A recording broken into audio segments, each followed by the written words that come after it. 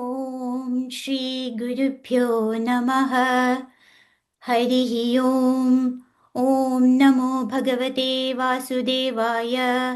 ॐ श्रीकृष्णाय परब्रह्मणे नमः। अथ श्रीमन्नारायणीयं द्वाविंशतितमं दशकम् अजामिलोपाख्यानम्। अजामिलो नाम महीसुरः पुरा चरन् विभो धर्मपथान् गृहाश्रमी। गुरोर्गिराकाननमेत्य दृष्टवान् सुधृष्टशीलाङ्कुलटां मदाकुलाम्। स्वतः प्रशान्तोऽपि तदा हृताशयः स्वधर्ममुत्सृज्य तया समारमन्। अधर्मकारी दशमी भवन् पुनः दधौ भवन्नामयुते सुते रतिम्। समृत्युकाले यमराज किङ्करान् भयङ्करां स्त्रीनभिलक्षयन् भिया। पुरामनाक् त्वत्स्मृतिवासनाबलात् जुहावनारायणनामकं सुतम्। दुराशयस्यापि तदा त्वनिर्गतत्वदीयनामाक्षरमात्रवैभवात् पुरोऽभिपेतुर्भवतीयपार्षदाः चतुर्भुजाः पीतपटा मनोरमाः। अमुञ्च सम्पाश विकर्षतो भटान् विमुञ्चतेत्यारुरुधुर्बलादमी। निवारितास्ते च भवज्जनैस्तदा तदीयपापन्निखिलन्यवेदयन्। भवन्तु पापानि कथन्तु निष्कृते कृतेऽपि भो दण्डनमस्ति पण्डिताः। न निष्कृतिः किं विदिता भवादृशाम् इति प्रभो त्वत्पुरुषा बभाषिरे। श्रुतिस्मृतिभ्यां विहिता व्रतादयः पुनन्ति पापं न लुनन्ति वासनाम्। अनन्तसेवा तु निकृन्तति द्वयीम् इति प्रभो त्वत्पुरुषा बभाषिरे। अनेन भोजन्म सहस्रकोटिभिः कृतेषु पापेष्वपि निष्कृतिः कृता। यदग्रहीन्नाम भयाकुलो हरेः इति प्रभो त्वत्पुरुषा बभाषिरे। नृणाम बुद्ध्यापि मुकुन्दकीर्तनं दहत्यघौघान् महिमास्य तादृशः। यथाग्निरेधांसि यथौषधं गदान् इति प्रभो त्वत्पुरुषा बभाषिरे। इतीरितैर्याम्यभटैरपाश्रिते भवद्भटानां च गणे तिरोहिते। भवत्स्मृतिं कञ्चन कालमाचरन् भवत्पदं प्रापि भवद्भटैरसौ। स्वकिङ्करावेदनशङ्कितो यमः त्वदङ्घ्रिभक्तेषु न गम्यतामिति। स्वकीयभृत्या न शिशिक्षदुच्चकैः सदेव वातालयनाथ पाहि माम्। नारायणाखिलगुरो भगवन्नमस्ते। नारायणाखिलगुरो भगवन्नमस्ते। अत द्वाविंशतितमं दशकम् अजामिलोपाख्यानम्। अजामिलो नाम महीसुरः पुरा चरन् विभो धर्मपथान् गृहाश्रमी। गुरोर्गिराकाननमेत्य दृष्टवान् सुदुष्टशीलाङ्कुलटां मताकुलाम्। स्वतः प्रशान्तोऽपि तथा हृताशयः स्वधर्ममुत्सृज्य तया समारमन्। अधर्मकारी दशमी भवन् पुनः दधौ भवन्नाम युते सुते रतिम्। समृत्युकाले यमराज किङ्करान् भयङ्करां स्त्रीनभिलक्षयन् भिया। पुरामनाक् त्वत्स्मृतिवासनाबलात् जुहावनारायणनामकं सुतम्। दुराशयस्यापि तदा त्वनीर्गतत्वदीयनामाक्षरमात्रवैभवात् पुरोऽभिपेतुर्भवदीयपार्षदाः चतुर्भुजाः पीतपटा मनोरमाः अमुञ्च सम्पाश्य विकर्षतो भटान् विमुञ्चते त्यारुरुधुर्बलादमी निवारितास्ते च भवज्जनैस्तदा तदीयपापं निखिलन्यवेदयन् भवन्तु पापानि कथन्तु निष्कृते कृतेऽपि भो दण्डनमस्ति पण्डिताः न निष्कृतिः किं विदिता भवादृशा इति प्रभो त्वत्पुरुषा बभाषिरे श्रुतिस्मृतिभ्यां विहिता व्रतादयः पुनन्ति पापन्न लुनन्ति वासनाम् अनन्तसेवा तु निकृन्तति त्वयि इति प्रभो त्वत्पुरुषा बभाषिरे अनेन भो जन्म सहस्रकोटिभिः कृतेषु पापेष्वपि निष्कृतिः कृता यदग्रहीण नाम भयाकुलो हरेः इति प्रभो त्वत्पुरुषा बभाषिरे नृणाम बुद्ध्यापि मुकुन्दकीर्तनं दहत्य गौघान् महिमास्य तादृशः यदाग्निरेधांसि यतौषधं गतान् इति प्रभो त्वत्पुरुषा बभाषिरे इति ऋतैर्याम्य भट्टैरपाश्रुते भवद्भटानां च गणे तिरोहिते भवत्स्मृतिं कञ्चन कालमाचरन् भवत्पदं प्रापि भवद्भट्टैरसौ स्वकिङ्करा वेदन शङ्कितो यमः त्वदङ्घ्रिभक्तेषु न गम्यतामिति स्वकीयभृत्यान शिशिक्ष दुर्चकैः सदेव वातालयनाथ पाहि माम् नारायणाखिल गुरो भगवन् नमस्ते नारायणाखिल गुरो भगवन् नमस्ते अथ द्वाविंशतितमं दशकम् अजामिलोपाख्यानम् अजामिलो नाम महीसुरः पुरा चरन् विभो धर्मपदान् गृहाश्रमी गुरोर्गिरा काननमेत्य दृष्टवान् सुदृष्टशीलां कुलटां मदाकुलाम् स्वदः प्रशान्तोऽपि तदा हृदाशयः स्वधर्ममुत्सृज्य तया समारमन् अधर्मकारी दशमी भवन् पुनः ददौ भवन्नामयुते सुते रतिं समृत्युकाले यमराज किङ्करान् भयङ्करां स्त्रीनभिलक्षयन् भिया पुरा मना त्वत्स्मृतिवासना बलात् जुहावनारायण नामकं सुतं दुराशयस्यापि तदा त्वनिर्गतत्वदीयनामाक्षरमात्रवैभवात् पुरोभिपे दुर्भवदीय पार्षदाः चतुर्भुजाः पीतपटा मनोरमाः अमुञ्च सम्पाच्य विकर्षतो भटान् विमुञ्चते त्यारुरुधुर्बलादमि निवारितास्ते च भवज्जनैस्तदा तदीयपापन्निखिलन्यवेदयन् भवन्तु पापानि घटन्तु निष्कृते कृतेऽपि भूदण्डनमस्ति पण्डिताः न निष्कृति विदिता भवातृषाम् इति प्रभो त्वत्पुरुषा बभाषिरे श्रुतिस्मृतिभ्या विहिता वरतादयः पुनन्ति पापन्न लुनन्ति वासनाम् अनन्तसेवा तु निकृन्तति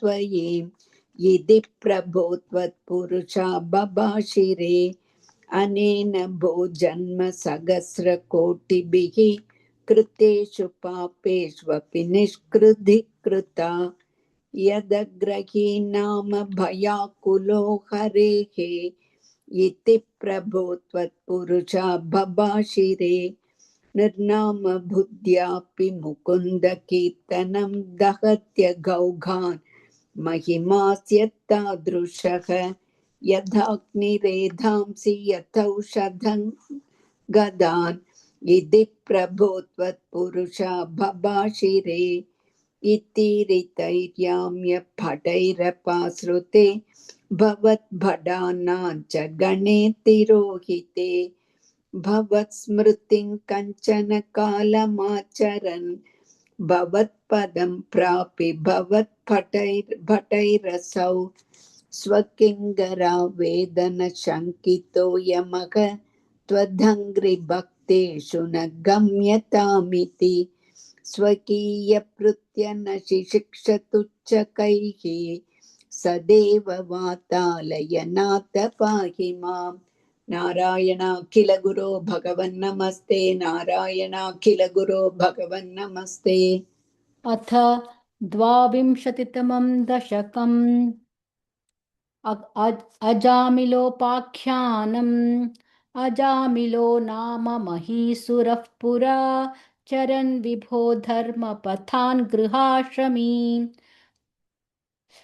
गुरोर्गिराकाननमेत्य दृष्टवान् सुदृष्टशीलाङ्कुलटां मदाकुलां स्वतः प्रशान्तोऽपि ददाहृताशयः स्वधर्ममृत्सुज्य तया समारमन् अधर्मकारी दशमी भवन् पुनः ददौ भवन्नाम युते सुते रतिम् समृत्युकाले यमराजकिङ्करान् भयङ्करां स्त्रीं नभिलक्षयन् भिया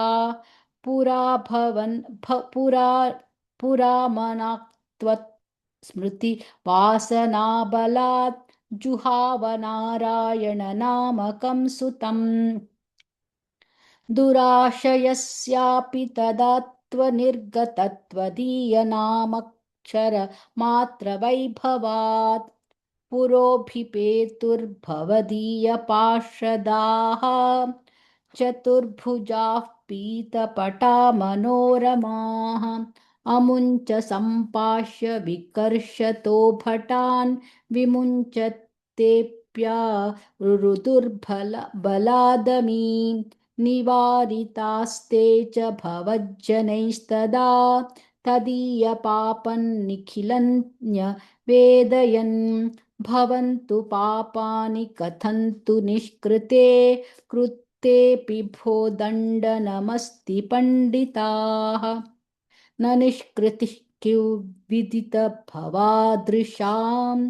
इति प्रभो त्वत्पुरुषा बभाषिरे श्रुतिस्मृतिर्भ्यां विहिता व्रतादयः पुनन्ति पापं न लुनन्ति वासनाम् अनन्तसेवा तु निकृन्तततिद्वयीम् इति प्रभो त्वत्पुरुषा बभाषिरे अनेन भो जन्म सहस्रकोटिभिः कृतेषु पापेष्वपि निष्कृतिः कृता यदग्रहीणां भयाकुलो हरेः इति प्रभो त्वत्पुरुषा बभाषिरे नृणाम बुद्ध्यापि मुकुन्दकीर्तनं दहत्यगौघान् महिमास्य तादृशः यथाग्निरेधांसि यथौषधं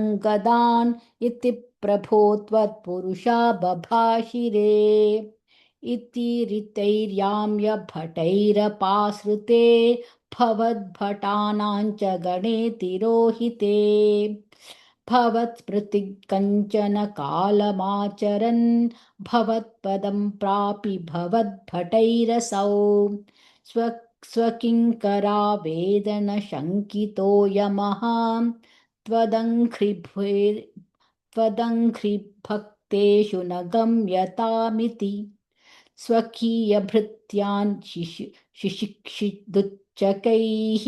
स्वदेव वातालयनाथ पाहि माम् नारायणाखिलगुरो भगवन्नमस्ते नारायणाखिलगुरो भगवन्नमस्ते अथ द्वाविंशतितमं दशकम् अजामिलोपाख्यानम् अजामिलो नाम महीसुरः पुरा चरन् विभो धर्मपथान् गृहाश्रमी गुरोर्गिरा काननमेत्य दृष्टवान् सुधृष्टशीलां मदाकुलाम् स्वतः प्रशान्तोऽपि तदा हृताशयः स्वधर्ममुत्सृज्य च तया समारमन् अधर्मकारी दशमी भवन् पुनः दधौ भवन्नामयुते सुते रतिम् समृत्युकाले यमराजकिङ्करान् भयङ्करां स्त्रीनभिलक्षयन् भिया पुरामनाक्त्वत्स्मृतिवासनाबलात् जुहाव नारायणनामकं सुतम् दुराशयस्यापि तदा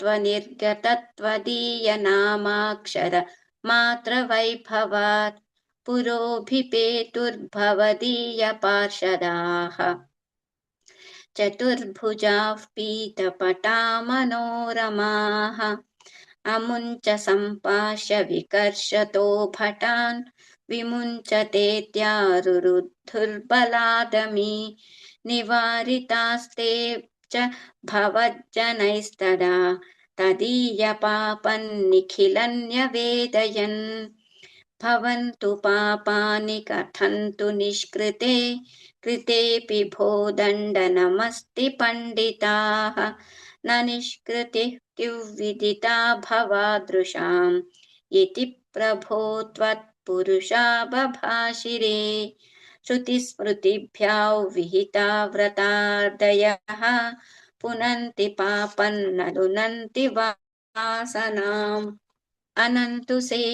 अनन्तसेवा तु निकृन्तति द्वयीम् इति प्रभो त्वत्पुरुषा बभाषिरे अनेन भोजन्म सहस्रकोटिभिः कृतेषु पापेष्वपि निष्कृतिः कृता यदग्रहीन्नाम भयाकुलो हरेः इति प्रभो त्वत्पुरुषा बभाषिरे नृणामबुद्ध्यापि मुकुन्दकीर्तनं दहत्यघौघान् महिमास्य तादृशः यथाग्निरेधांसि यथौषधङ्गदान् इति प्रभो त्वत्पुरुषा बभाषिरे इतीरितैर्याम्यभटैरपाश्रिते भवद्भटानां च गणे तिरोहिते भवत्स्मृतिं कञ्चन कालमाचरन् भवत्पदं प्रापि भवद्भटैरसौ स्वकिङ्करावेदनशङ्कितो यमः त्वदङ्घ्रिभक्तेषु न गम्यतामिति स्वकीयभृत्यान् शिशिक्षदुच्चकैः सदैव वातालयनाथ पाहि माम् नारायणाखिलगुरो भगवन्नमस्ते नारायणाखिलगुरो भगवन्नमस्ते अथ विंशतितमं दशकम् अजोमिलो भाग्यानम् अजोमिलो नाम मगीसुरपुरा चरन् विभो धर्मपदान् गृहाश्रमी कुरोर्किरा काणनमेत्य दृष्टवान् सदृष्टचीलां मताकुलां स्वदप्रशान्तोऽभिदहादृता स्वधर्ममुद्रुज्य तया समारमन् अधर्मकारी तचमो भवन् पुनः ततौ भवन्नामयुते सुते रतिम् समृद्युकाले यमराज किङ्करान् भयङ्करां स्तरीनभिलक्षयन् पिया पुरामणाग्द्वदं स्मृतिवासना बलात् जुगाव नारायण नामकं सुतम् तुराशयस्यापि तदा त्वनिर्गतत्वदीयनामाक्षर मात्रवैभवात् प्रोपिपे दुर्भवदीयपार्षदाः तदुर्भुजा पीतपडा मनोरमाः अमुञ्च सम्भाष्य विकर्षतो पटान् विमुञ्च देद्यारुदुर्बलाधमी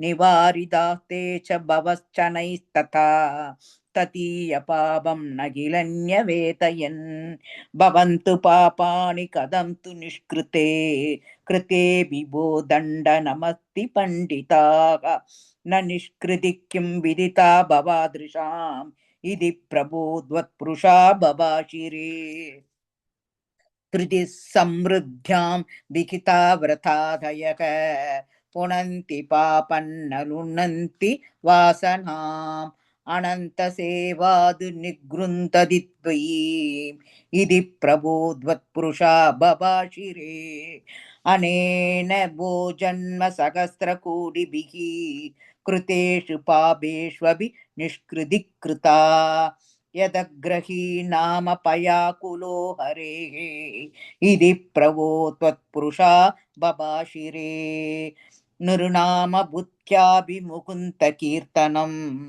दगत्य कौहान् महिमास्य दातृचक यदाग्निरेतांसि यतौषतं गतान् इति प्रभो त्वत्पुरुषा बभाषिरे इदीरितैर्याम्य पडैरपाश्रुते भवत्पडानां च गणे तिरोहिते भवश्रुतिं कञ्चन कालमाचरन् भवत्पदं प्रापि भवत् पडैरसौ स्वकिङ्किरा वेदन शङ्कितो यमः त्वदङ्गरि भक्तेषु न गम्यतामिति स्वकीयभृद्यान शिशु चकैः सतेव वातालयनाथ पाहि मां नारायणाखिल गुरो भगवन्नमस्ते नारायणाखिल गुरो भगवन्नमस्ते।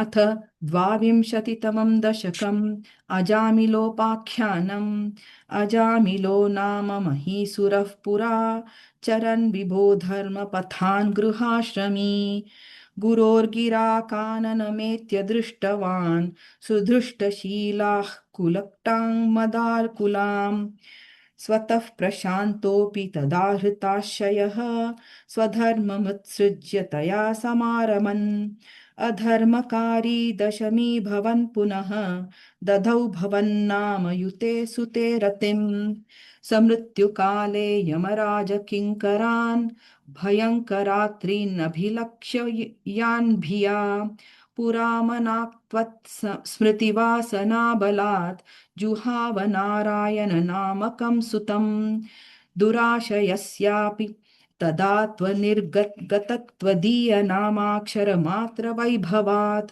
पुरोभिपेतुर्भवदीयपार्षदाः चतुर्भुजाः पीतपटा मनोरमाः अमुञ्च सम्पाश्य विकर्षतो भटान् विमुञ्चते तया रुरुधुर्बलादमी निवारितास्ते च भवज्जनैस्तदा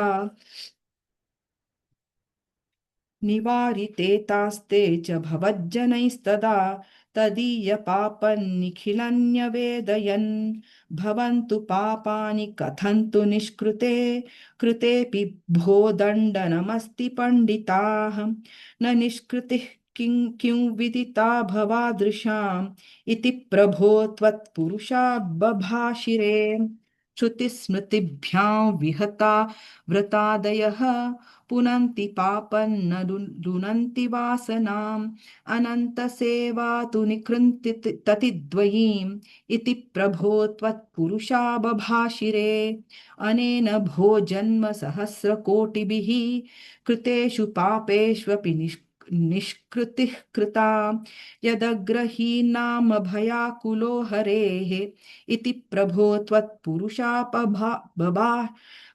बभाषिरे नाम बुद्ध्यापि मुकुन्द कीर्तनं दहत्य घौघान् महिमास्य तादृशः यथाग्निरेधांसि यथौषधं गदान् इति प्रभो त्वत्पुरुषा बभाषिरे इति ऋतैर्याम्य भटैरपाश्रुते भवद्भटानाञ्च गणे तिरोहिते भवत्स्मृतिं कञ्चन कालमाचरन् भवत्पदं प्रापि भवद्भटैरसौ स्वकिङ्करावेदन शङ्कितो यमः त्वदङ्घ्रिभक्तेषु स गम्यताममिति स्वकीयभृत्या न शिशिक्षदुच्चकैः सदेव वातालयनाथ पाहि माम् नारायणाखिल गुरो भगवन् नमस्ते नारायणाखिल गुरो भगवन् नमस्ते